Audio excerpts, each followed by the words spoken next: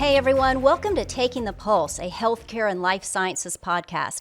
I'm Heather Hoops Matthews with NP Strategy, joined in the studio today with Matthew Roberts and Nexon Pruitt healthcare attorney. Matthew, good to be with you. Good to see you. In South Carolina, there's been this tremendous surge of population growth, and it seems like it's putting pressure on healthcare facilities to try and adapt. Is that what you're seeing? It is, particularly in markets near the coast where we have this massive increase in growth.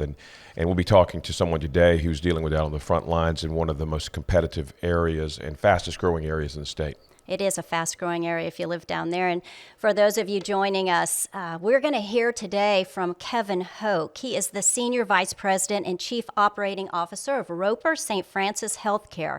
This is a not-for-profit health system with more than 110 facilities and doctors throughout the Lowcountry. Kevin, thank you so much for joining us today.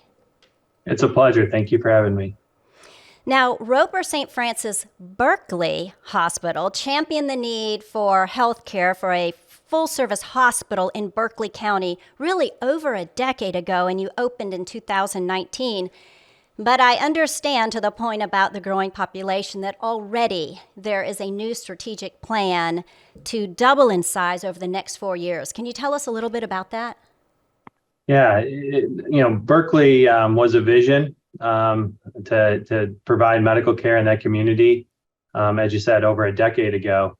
It took a long time for it to open, and when it did open in 2019, it was full day one. It's a smaller facility, and it had to be downsized a bit because of the amount of funding we had that we put in the plan to the state, and due to the delay, we had to right size the facility, if you will. And when we opened the doors in 2019, it was busy. And then, of course, I think you all are aware of what happened in 2020 and 21 with the pandemic, which has further put stress on the hospital. The population in that region is growing, in double digits year over year, in the Berkeley, Dorchester, Somerville region of the Tri-County. And so we looked at that, and we looked at the needs of the county and the community, and we said we need to make this bigger.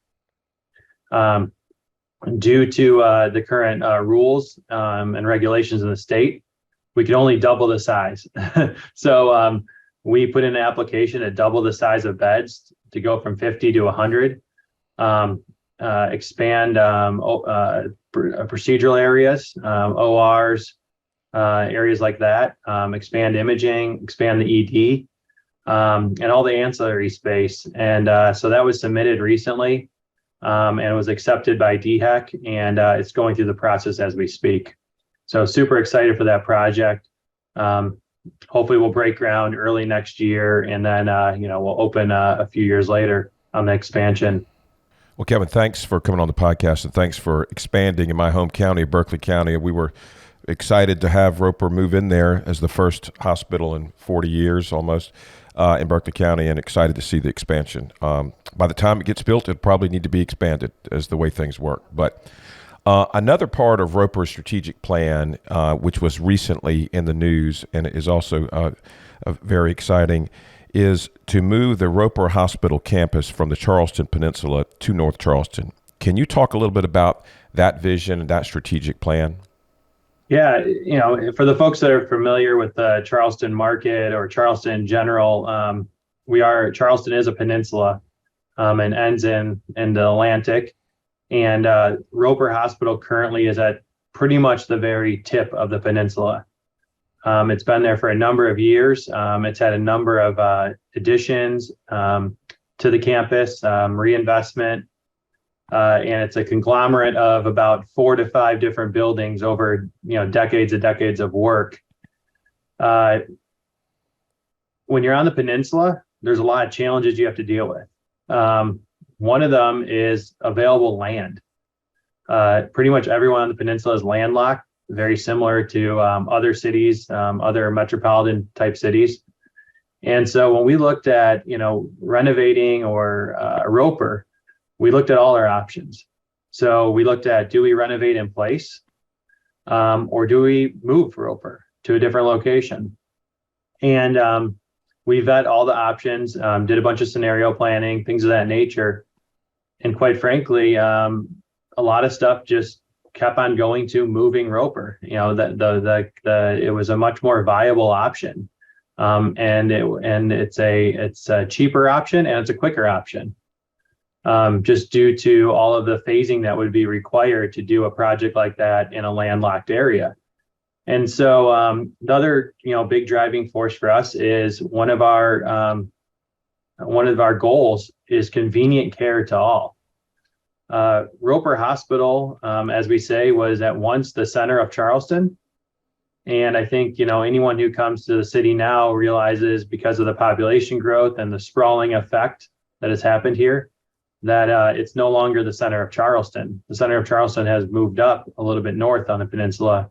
And so we're super excited to, have a $1 billion ground up hospital project, one of the largest projects on the, eastern part of the United States, and to expand our services and have a brand new state-of-the-edge hospital in the next few years. There is a lot on your plate, that's for sure, Kevin. Living down there and understanding the population growth, it's a blessing and a curse at times. So you are having to, rapidly expand, but I suppose it also provides you some opportunities for just optimization footprints, maybe forward thinking on clinical needs, things like that. Tell us a little bit about maybe the positive side of having to grow so fast. Yeah, it's definitely a double-edged sword. It's great to have to be in a region that has population that's growing. There's a lot of our, my colleagues that are in other parts of the United States that are fighting the opposite, and that's a tough place to be.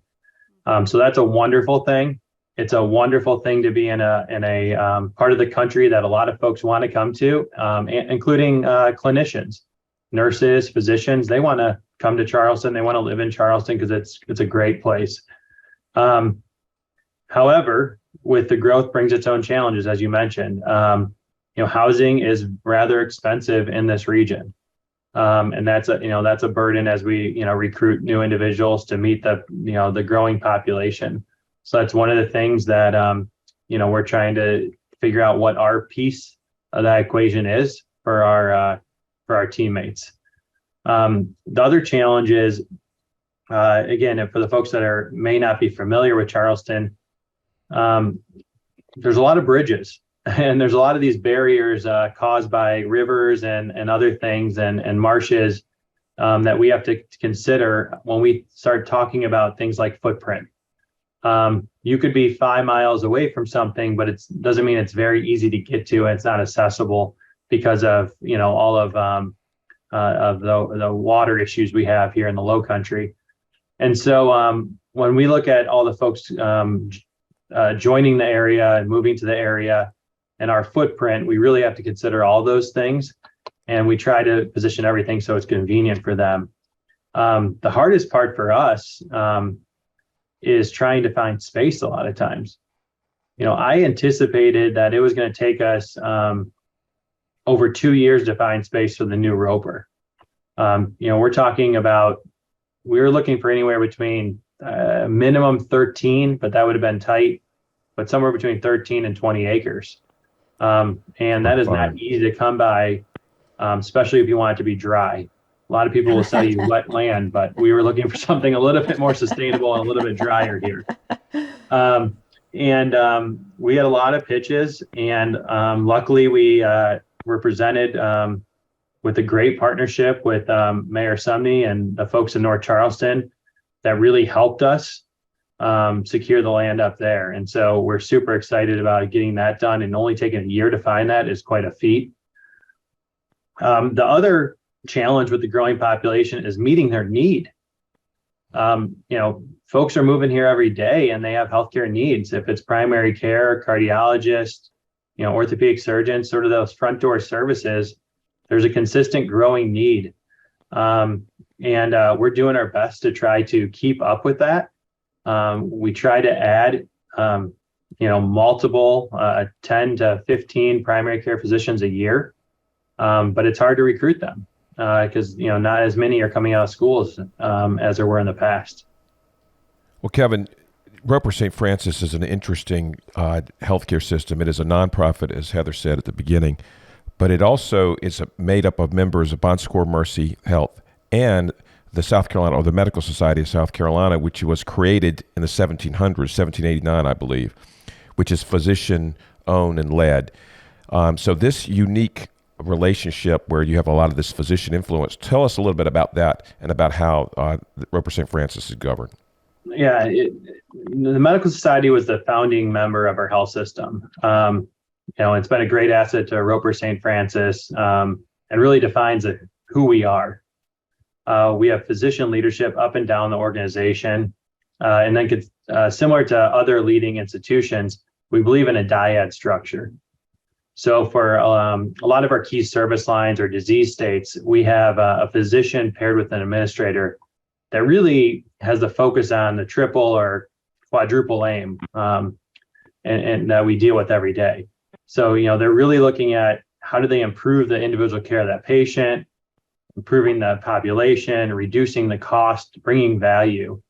And those folks are heavily leaned on in our system from a physician standpoint. We lean on them a lot to help us define where we're going and what we're doing on a day-to-day basis. We have about nine dyads, nine dyads that lead different service lines throughout our organization. And all of them have been instrumental in our plan and our strategic plan moving forward. That is different. I did not know that. Oh, I was going to say, in regards to the partnership, the Medical Society partners with Bon Secours Mercy Health, as you mentioned, and they took that local Medical Society and the local tradition that we had, and we were able to get some systemness from Bon Secours Mercy Health, which has been great. So we're able to tap into a lot of the economies of scale that they're able to bring to us. And the most recent one is in the last few weeks and months, we've gone live on Epic. We've changed our EMR from Cerner to Epic, and we did that under Bon Secours Mercy and with their assistance and help. It's been a great success, and is really has really been beneficial to the system. So there's things like that we get to do as to benefit from sort of the systemness without being fully engaged in the system and still having the Medical Society involved. Right. That Charleston region is compact. Let's put it that way. It's compact, and it has existing 4 highly capitalized healthcare systems. So you are competing in a highly competitive market. What is that like in such a compact area?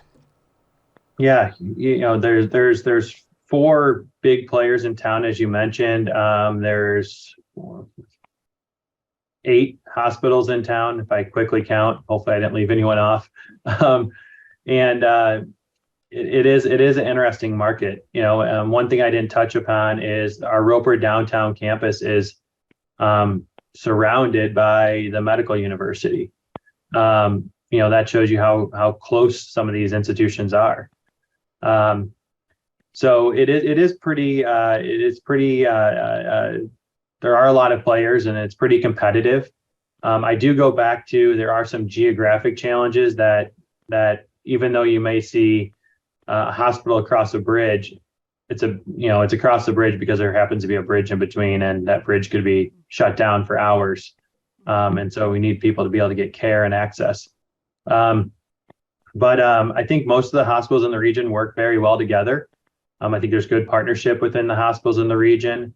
I think they're all very well placed, and they all offer a little bit something different. We continue to look at the growth of the region and say, how do we continue to meet that growth? And that's what leads us to the expansion of Berkeley, or the moving of Roper, or looking at our St. Francis campus in West Ashley and seeing what's going on in James and Johns Island and West Ashley, and how do we need to modify services there to meet it. But in regards to competition, I think we all sort of have found our niche, if you will. Right. the entire country is going through a physician shortage, and so hospitals are trying to recruit physicians and nurses every day. And as you alluded to, people do want to move to the Lowcountry, but it's still, at the time, post-COVID, you're dealing with provider burnout with physicians and nurses who really got stressed during that period. What's the state of the physician nursing recruiting market in the Lowcountry now? You've had all this growth, but it's still, we're not producing enough physicians or nurses. Yeah, it's definitely, on the plus side, we do have, as I alluded to earlier, we do have the people want to move here, and that's going for us. However, the cost of living is expensive with some of the real estate. So we have seen that be a barrier for some folks to make that commitment to move to the region. We have had a decent opportunity getting folks from the medical university, getting folks from other fellowship programs. We've added a number of physicians over the last year, sort of filling our bucket, if you will, for the folks that have left for various reasons after the pandemic. We continue to heavily recruit in physicians. I would say that the runway has been slightly longer than years past because of the shortage. Nursing has been a challenge for the whole country and continues to be a challenge here in the Lowcountry. We have hired the most nurses, I believe, this year than we have in any year previous. So we were on a hiring spree, and I don't see that letting up moving forward with all the growth. It's just a challenge because it's not many folks are coming out of these schools. If it's physicians, or if it's nurses or other clinicians, techs, imaging techs, lab techs, all of those, there's just a nationwide shortage because we're just not producing enough from the schools. And if you look at it, some of it makes sense. There's a lot of other avenues to work. There's a lot of different things for folks to go in. And there's just the pure, what I would call the population demographics that come into play, where we're now taking care of a lot of the baby boomers, very large population, and we're taking care of them as they leave the workforce with populations that followed them that just didn't have as much size. So it is a huge challenge, but we have a lot of different plans in place to sort of tackle that. We have a lot of wellness committees for both our current staff of nurses, clinicians, and physicians to sort of keep all of them engaged in healthcare. We do a lot of activities for our staff as well. And so after going through COVID, your clinical team, they had to do a massive amount of work under more pressure than people who don't work in the healthcare space can realize. Where do you think, are they beginning to catch their breath now, or are we still dealing with the lingering effects of the COVID? I would say they were probably beginning to catch it before we implemented our new EHR. That probably put them a couple steps back. But no, I think everyone's starting to get somewhat back to the sense of normal. Even the CDC with sort of changing their masking guidelines. I think we're all starting to feel that we're getting closer to that sense of whatever normal is. We're getting back to that point. So I think that, that's been advantageous for us all, as we sort of turn that chapter, hopefully moving forward. Good. Well, our time has evaporated, and that's a good place to end, because really, Kevin, I am still remain grateful for your work, for every person employed with your hospital system, the doctors, the nurses for sure, but just everybody that kept things rolling at a difficult time. So I hope we don't forget our gratitude, even though, things may return to normal. You are not going to have a dull day anytime soon, that's for sure, with everything on your plate. We wish you the best, though, with all of that, and really appreciate you making time to come and talk with us about the changes underway in your market, how your healthcare system is responding, and hope you will come back and give us an update. Yep, anytime. Okay? Thank you. Okay, fantastic. Thank you. Matthew, I forgot Berkeley is your home county. Right. So it is just exploding. They've got a beautiful facility there. It's getting ready to get expanded. So it's great. It's, help, and they're very loyal to the Roper brand too, which is interesting that they have quickly attached to it in just these 3 years. Well, the first hospital you said in 40 years. Right. 40 years. Well, that would definitely make Yep. make an impact on me, that's for sure. For those of you joining us today, we hope you learned a little something about Roper and the Lowcountry region of our state. We're always thankful for your engagement with our video podcast. If you have any ideas, be sure to send them our way. We love viewer and listener feedback, and we look forward to seeing you next time, right here on Taking the Pulse, a healthcare and video podcast.